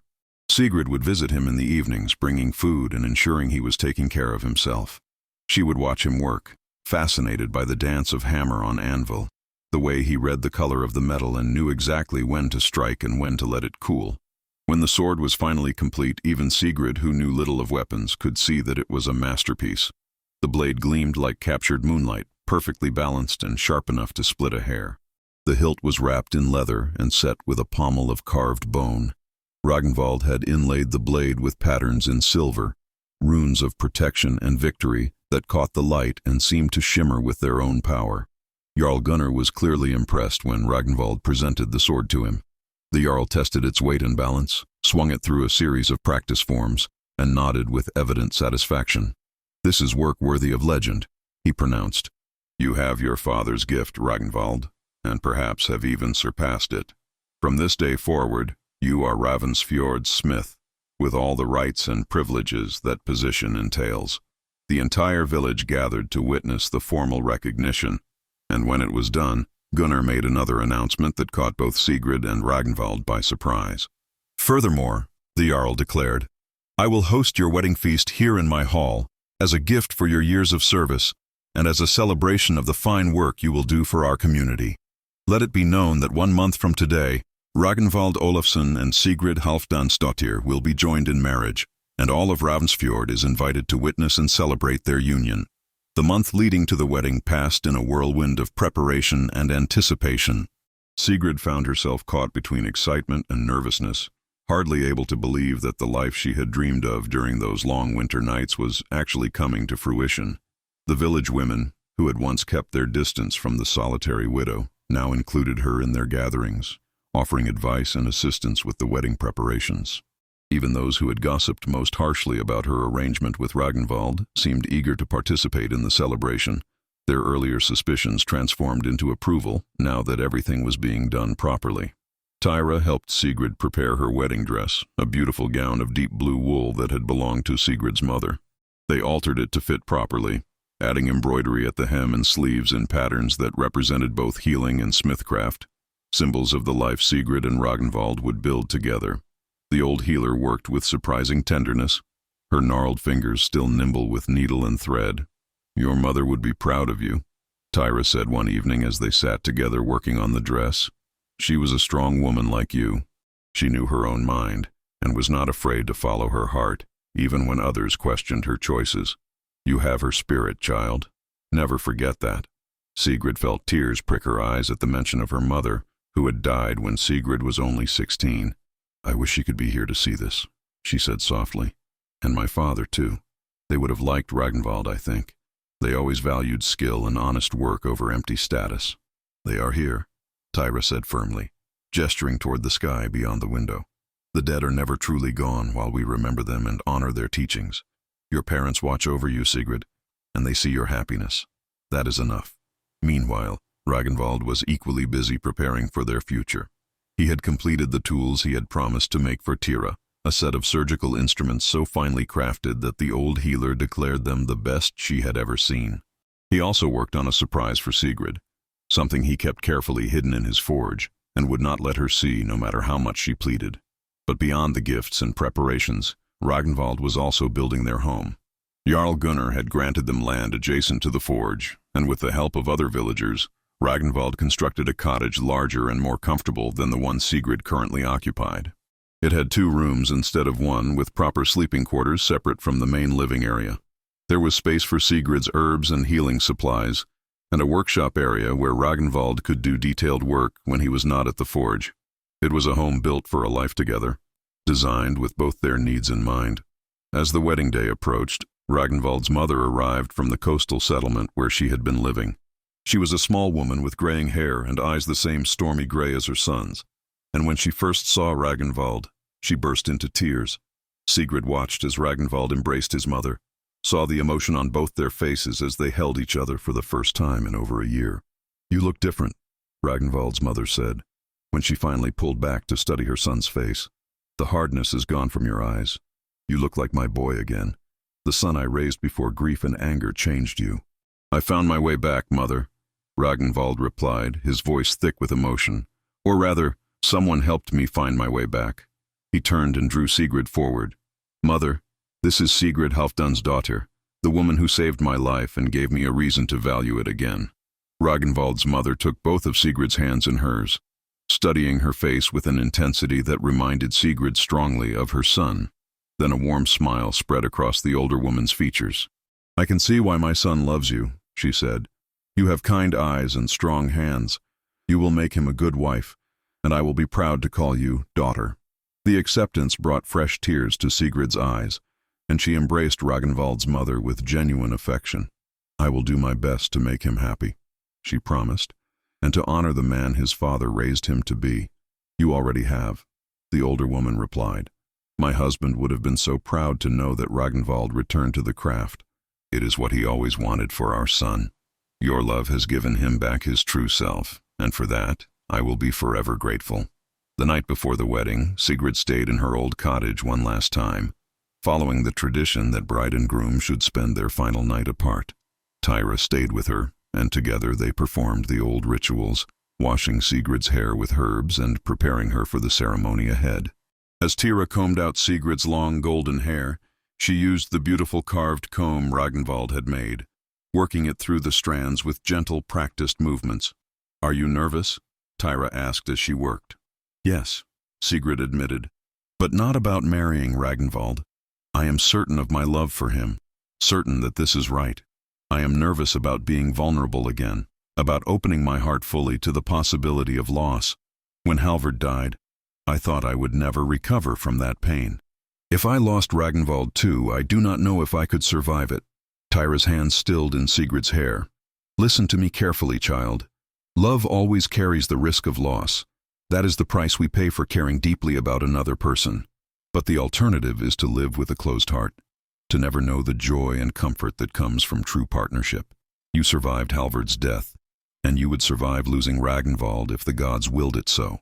But more importantly, you would have known love twice in one lifetime. How many people can say that? How many people are fortunate enough to find even one great love, let alone two? The wisdom in Tyra's words settled over Sigrid like a warm cloak. The old healer was right. Sigrid had already proven her own strength by surviving Halvard's death and building a life for herself from the ashes of that loss. Whatever the future held, she would face it with courage, with Ragnvald by her side, for as long as the gods allowed. You are right, Sigrid said softly. Thank you, Tyra, for everything, for taking me as your apprentice, for supporting me when others gossiped, for being the mother I needed when my own was gone. Tyra's stern expression softened, and she leaned down to press a kiss to the top of Sigrid's head. You are like the daughter I never had, she said gruffly. Now get some sleep. Tomorrow is a big day, and you will need your strength for the ceremony and the feast that follows. But Sigrid found it difficult to sleep that night. She lay in her narrow bed in the cottage that had been her refuge for 2 years, remembering the day she had found Ragnvald bleeding on the path. So much had changed since that cold autumn afternoon. She had been so alone then, so resigned to a life of solitary service and quiet grief. Now she stood on the threshold of a new beginning, about to bind her life to a man who saw and valued her for exactly who she was. As dawn broke on her wedding day, Sigrid rose and dressed with care. The village women arrived to help with her final preparations, braiding her hair in the elaborate style of a bride and fastening the beautiful blue dress around her. They hung a wreath of spring flowers on her head, symbols of new growth and fertility. When she looked at herself in the polished bronze mirror Tyra provided, Sigrid hardly recognized the radiant woman staring back at her. The ceremony was held at midday in front of Jarl Gunnar's hall, with what seemed like the entire village gathered to witness it. The sun shone brilliantly overhead, warming the earth after the long winter. Birds sang in the trees, and the air was sweet with the scent of blooming flowers. It felt as if nature itself was celebrating this union. Ragnvald stood waiting for her, dressed in fine clothes that emphasized his powerful frame. His dark hair was freshly braided, his beard neatly trimmed, and when he saw Sigrid approaching, his face transformed with a smile of such pure joy that it took her breath away. He looked strong and whole, the limp from his injury barely noticeable, the scars from his wounds hidden beneath his clothes but forever marking the journey that had brought them together. As Sigrid took her place beside him, Ragnvald reached for her hand, squeezing it gently. You are beautiful, he whispered, his voice for her ears alone. More beautiful than anything I could ever create with my hands. The ceremony itself was conducted by one of the village elders, following the ancient traditions their people had observed for generations. There were the ritual exchanges of rings, simple bands of silver that Ragnvald had forged himself. There were the oaths spoken before the gods and the community, promises of faithfulness and partnership that Sigrid and Ragnvald made with their whole hearts. And there was the symbolic joining of hands over a sword, representing the binding of their two lives into one shared future. But the moment that meant the most to Sigrid came when it was time for the exchange of gifts. Ragnvald presented her with the surprise he had been working on in secret, unwrapping it with hands that trembled slightly with emotion. It was a set of surgical tools, even more beautiful and refined than the ones he had made for Tyra. Each instrument was perfectly balanced and sharp, designed specifically for the delicate work of healing. But more than that, each handle was carved with intricate patterns that matched the comb he had given her, creating a set that was both functional and beautiful. "For your craft," Ragnvald said as he placed them in her hands, "so that you can continue to save lives and ease suffering, just as you saved mine and eased my suffering. These tools represent my promise to support your work, to value your calling as much as my own, to never ask you to choose between being a healer and being my wife." Sigrid felt tears streaming down her face as she accepted the gift.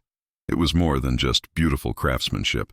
It was a declaration of respect, an acknowledgement of her value as a skilled professional, a promise that their marriage would be a true partnership. She carefully set the tools aside and reached for her own gift to Ragnvald. What she gave him was a leather apron, but not just any apron. She had worked on it for weeks, treating the leather with special oils to make it resistant to sparks and heat. She had sewn reinforced patches at all the points of greatest wear, using techniques Tyra had taught her to ensure the stitching would hold even under the hardest use. And she had embroidered it with symbols representing both their families, honoring the past while celebrating the future they would build together. "For your craft," Sigrid said, echoing his words, "so that you can create beauty and utility, turning raw metal into tools that serve the community.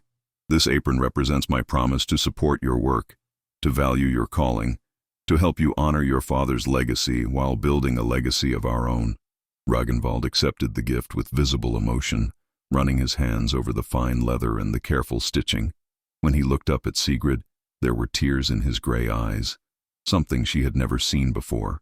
"We are going to build a good life together," he said, his voice rough with feeling. "The very best life." The ceremony concluded with the traditional pronouncement of their marriage, and the crowd erupted in cheers and celebration. Jarl Gunnar stepped forward to embrace them both, officially welcoming Sigrid into the community as a full member and recognized wife of the village smith. Then the feast began, and the celebration that followed was one that Ravensfjord would speak of for years to come. The Jarl's hall had been transformed for the occasion, decorated with spring flowers and evergreen boughs. Long tables groaned under the weight of food and drink, the Jarl having spared no expense in honoring the couple. There was roasted meat and fresh bread, honey cakes and dried fruits, ale and mead flowing freely. Musicians played throughout the feast, filling the air with lively music that had people dancing and singing. Sigrid and Ragnvald sat together at the place of honor, unable to stop touching each other, their hands constantly finding each other beneath the table. They accepted the congratulations and well wishes of their neighbors, smiled for the toasts that were offered in their honor, and laughed at the good-natured jokes and teasing that accompanied any wedding celebration.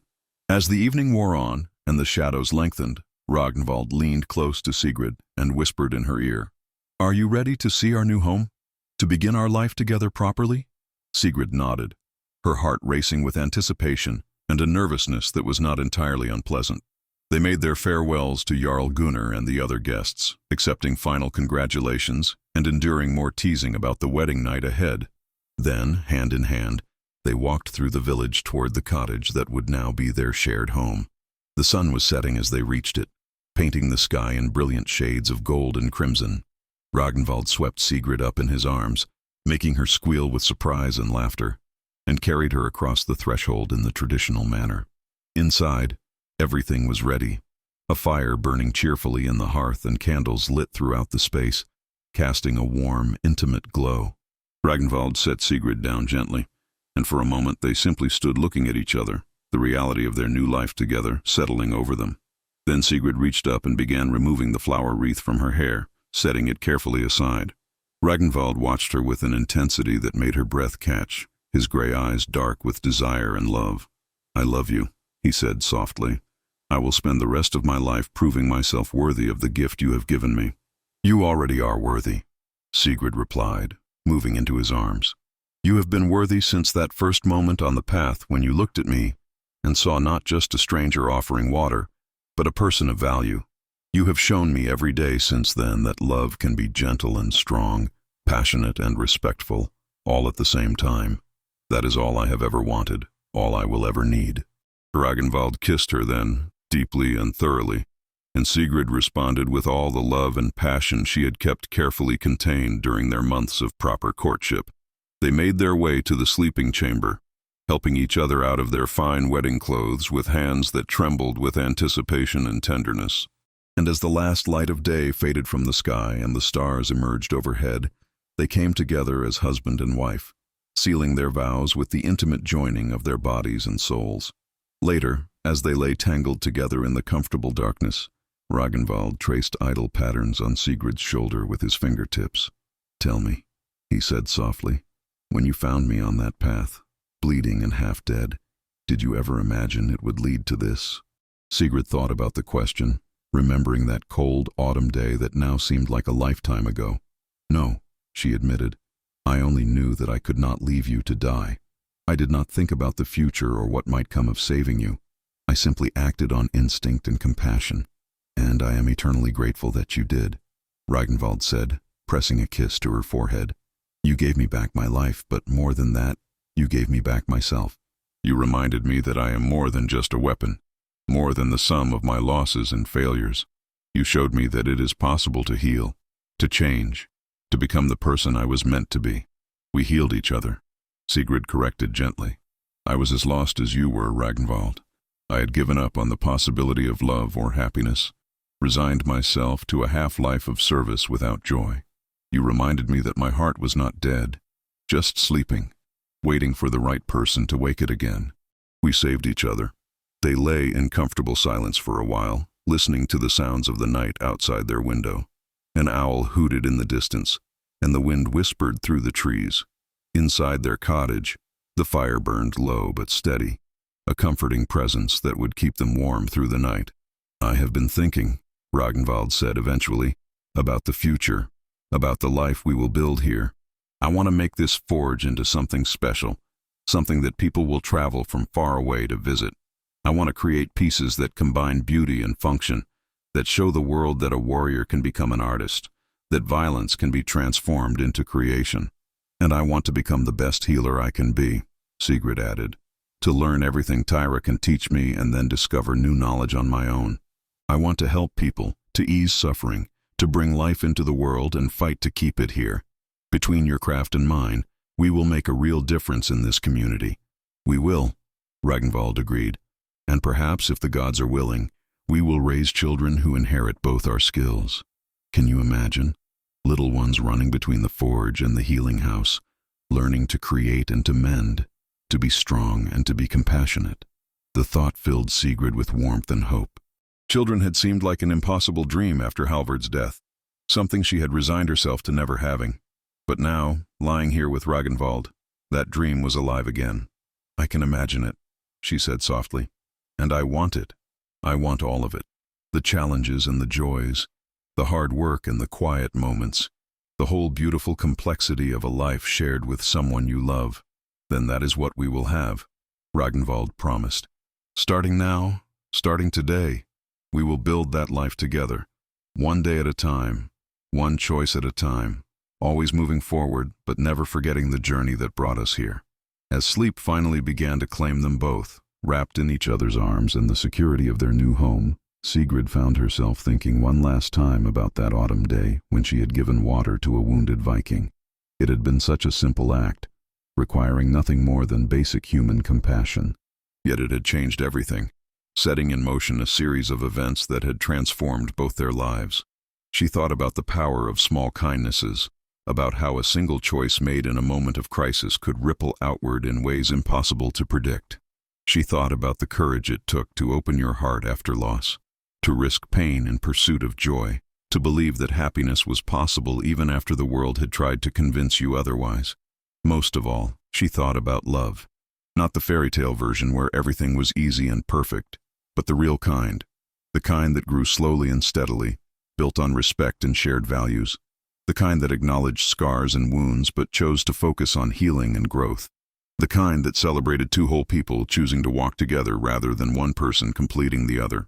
Outside, the spring night was alive with promise.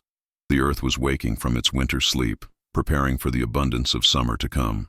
And inside their cottage, Sigrid and Ragnvald slept peacefully, their bodies intertwined, their hearts beating in synchrony, their future stretching out before them like an open road leading toward joy.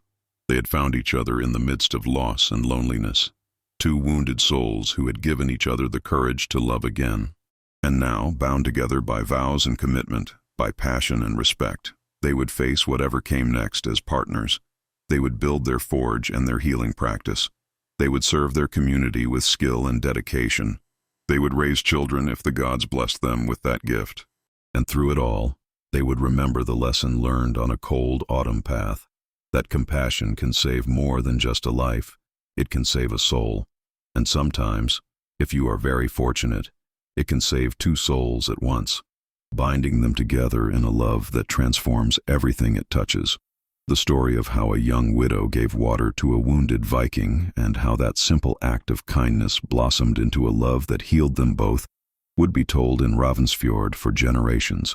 It would become a reminder that even in the darkest times, even when hope seems lost, compassion and courage can create miracles, and that the greatest adventures often begin not with grand gestures or dramatic declarations, but with small acts of kindness offered from one human heart to another.